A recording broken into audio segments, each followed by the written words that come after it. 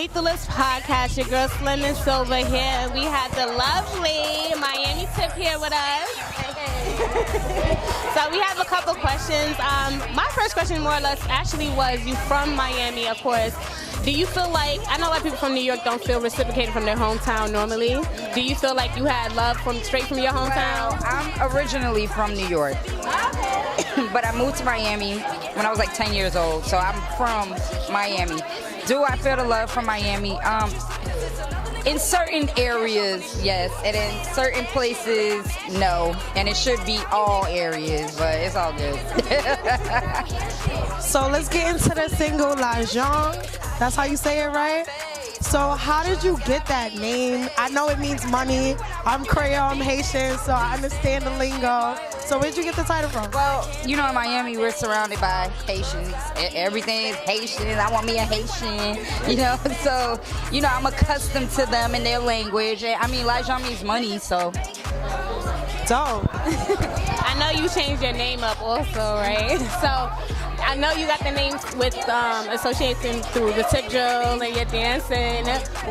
What made you stick with that though? Well, really, I didn't change my name. What it is that if you know me from back in the days, then you know me as Tip Dril. But I wanted to like more so commercialize myself and like kind of rebrand myself, so I did Miami Tip. So now if you know me from TV, you know me as Miami Tip. But if you know me, you know, from the streets and stuff, you know me as Tip Dril. It's not that I change it. It just depends on how you know me. Okay, so we know that you're signed to BMB. So how did you get into music? I seen on Love and Hip Hop Miami, shout out to VH1, that you started in the club. Real fun personality, everybody loved you, whatever. So how did you transition from being in the club to doing music and being successful at it again, son? Well, first of all, I like to always mention that I was doing it before it was cool. And I really, truly do it for the music. I don't do it for followers. I don't do it for likes, you know. As far as the transition, I just needed a plan B. Like, I figured I needed a plan B. And I like to write, and I've been writing since I was a little girl, and I love music, and I have an ear. My talent is my ear.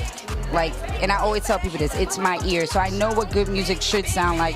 I know how to create a record. So I was just like, you know what? My plan B should be something that I love to do. I love to entertain. I love to write. I love to create. I like to, you know, put things together, make things work or whatever. So, right, like I'm involved in every aspect. So that's just what I wanted to do. I was just like, okay, let me just do it. So for the transition, it wasn't hard.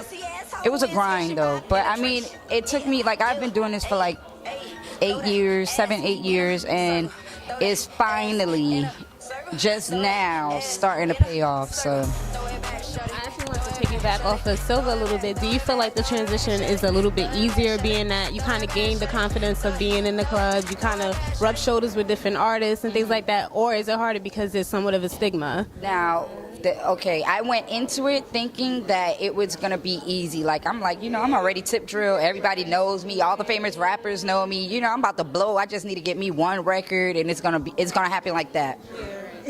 That was the wrong idea. I really had to start all over. It's kind of like, you know, I always try to use, you know, this, how do you say it? You know, this metaphor. Like Will Smith being an actor first, you know what I'm saying? We know him from being a comedian, real funny. Then when he came out with the music, it was kind of like, but it was good music, so you had no choice but to respect it. So that's kind of like what I'm going through. Like, I have to start all over.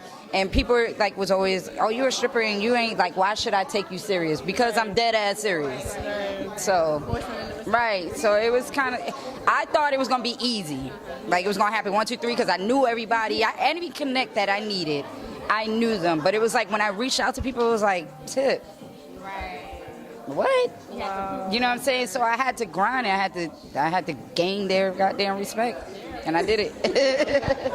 Okay, so we are Lethal List Podcast, but we know you got your own podcast called Tipsy Tuesdays. Can you tell us about that? Well, Tipsy Tuesdays, I don't do it anymore. I don't do it anymore because I got like a little bit too busy and it was just too much on my plate. And I don't like to do anything that I can't put my full attention on. It did have my full attention at one point, but then the shows started happening, then like music, and it was saying, you're great, like, I never went to school for it, but I know how to talk shit. I've been talking shit. And so they like Tip, like for someone who's never done this before to come in and talk to themselves for 2 hours, like you do an amazing job. So then I started getting like all my castmates and people that I knew to come in, and it turned out, I really love it. Like, I might need to go to school for that. What kind of school is that? Journalist? Well, yeah, you could do journalism, media, podcasting.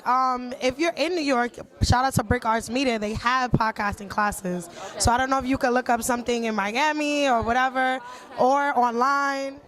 Okay. Or just jump in. I didn't even know that was a thing. No, but for real, I might need to because I was good at it. I liked it. Yeah. That's kind of how I jumped into it. But I know you had an accident a few years ago. I want to know, like, what was your first thought when you finally recovered and kind of jumped back into it? Like, what was the first thought that came through your head? Like, dang, all right, it's almost like a rebirth, you know? Right. It was a blessing in disguise. My first thought was like, I need a plan B. Because I didn't have a plan B, and it was nothing. I was just used to making fast money, being in that lifestyle, being around certain people, living a certain way, making my own money, making thousands of dollars, spending thousands of dollars on whatever I wanted. And when I fell, it was like I really didn't have nothing. I was just on Twitter buying $1,000 shoes and bags and purses and stuff like that. So when I came to, I was like, bro, like, my mom would have had to, if I would have passed, my mom probably would have had to do a GoFundMe account, which is kind of like embarrassing, you know what I'm saying? So my first thought was like, I need a plan B, and that's what I tried to work towards. Wow, so being in Miami, you're around Trina, you're around Trick, you're around a bunch of people. So what's it like being on Love and Hip Hop, staying out of the drama, which I see that you're very talented at dodging the drama.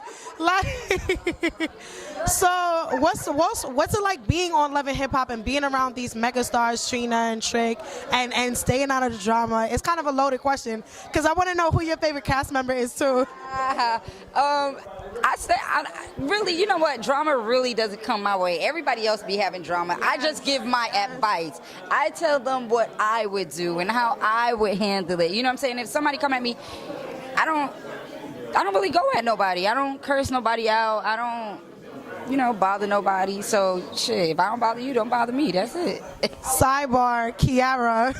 The funniest thing, the only tiny bit of drama you had, you was like, girl, well, I want you. So it really wasn't no drama. The thing is, everybody wanted it to be drama. It wasn't drama. For me, like, I wanted her the whole time. Gunplay is like years ago when I was like 8. Before me and him was Tip Dril and Gunplay. That's how far back we go. You know what I'm saying? That's like, he done turned to a whole different man. I done turned into a whole different woman. Like, it wasn't no drama. I was like, girl, I forget him. What you got going on? So do you like women, or you prefer women? I love women. I love them. I like that you said, do you like women? Because everybody's always like, do you like girls? I'm like, no, I love women. Like, I like women. I don't like girls. Yes, I do. I know you did have a little like run-in with Jocelyn as far as her feeling like she didn't know you, whatever the situation was. How do you feel like you handle TV life versus others on the cast then?